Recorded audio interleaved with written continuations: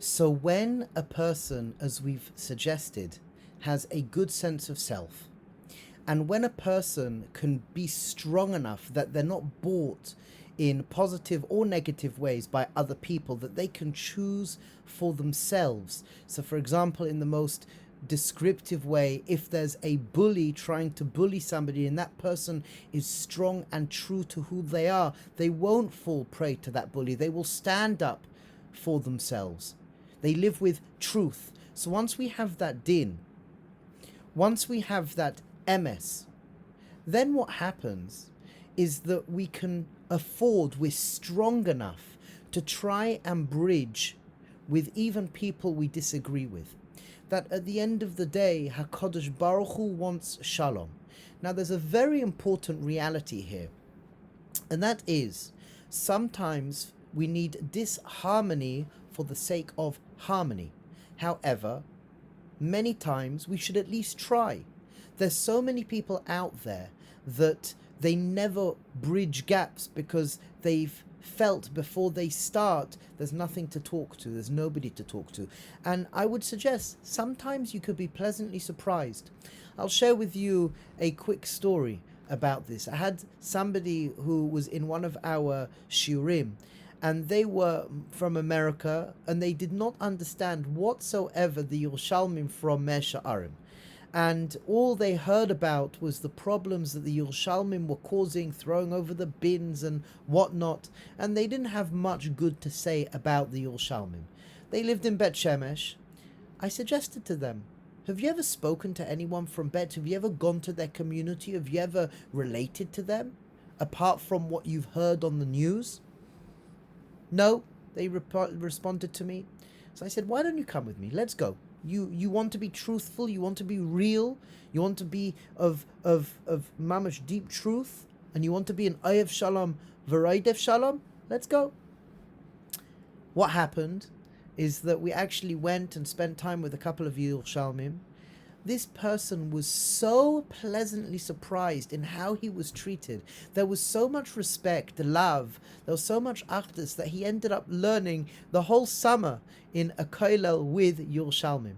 Okay, he knew boundaries of how much he could speak about, for example, tzionut and not, so he held those elements more private to himself, but the way he was treated was magnificent. Now the truth is, he never would have gone out and tried to bridge that bridge if he didn't have a deep belief that he was an Oyev Shalom V'Roidev Shalom. And at least try. It's true. Sometimes it may not work out, and that's okay. No one's going to take that away from anybody.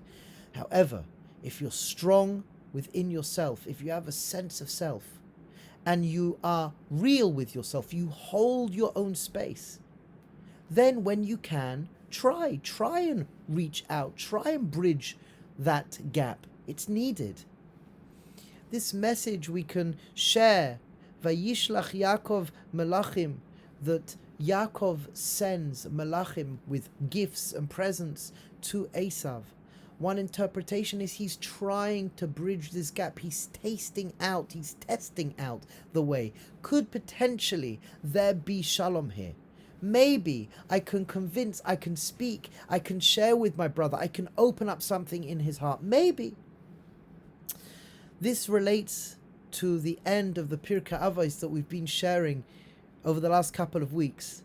First Mishnah, 18th First Perek, 18th Mishnah. What do we read? Rabbi Shimon, Rabban Shimon ben Gamliel Omer, the world is kayam on three things: din, emes, and shalom.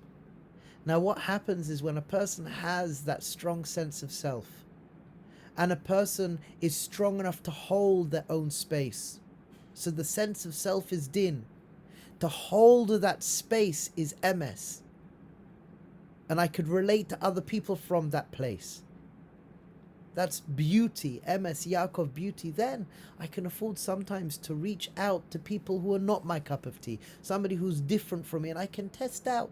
Maybe there could be some shalom here. Maybe there could be something more than meets the eye. So Be'ezras Hashem, my friends, as we read in the pasuk V'ahavta lerecha kamocha. It doesn't say v'ahavta chaverecha. It says lerecha. Re'echa is other, people who are not necessarily connected to you, people who are not similar to you. V'ahavta lerecha kamocha is an invitation. It's a request. Go speak to people that are different than you.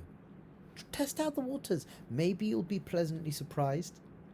And I just want to end here with words of Rabbi Singer when he would speak about hashkafa. So really, we're in a generation where we need to go pre-hashkafa, where we have to realize that each person, Kabbalistically, we know the soul comes from a certain place.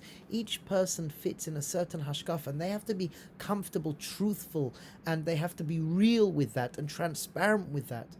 And they have to know where they fit. So you use the hashkafa in order to closen yourself to HaKadosh Baruch Hu, to Torah, and to others. Everyone has to keep halacha.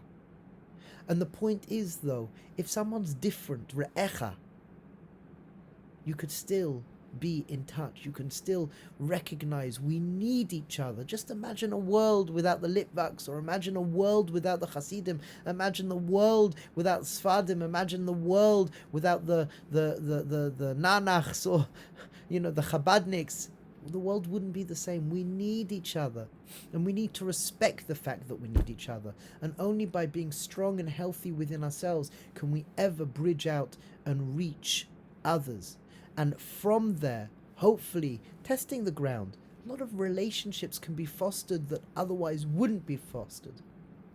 V'ahavta l'recha, re'echa, other, kamocha, not chavarecha. And this, as we said, fits in Vayishlach Yaakov Melachim, that Yaakov sends Melachim with gifts to try and bridge that gap. Why?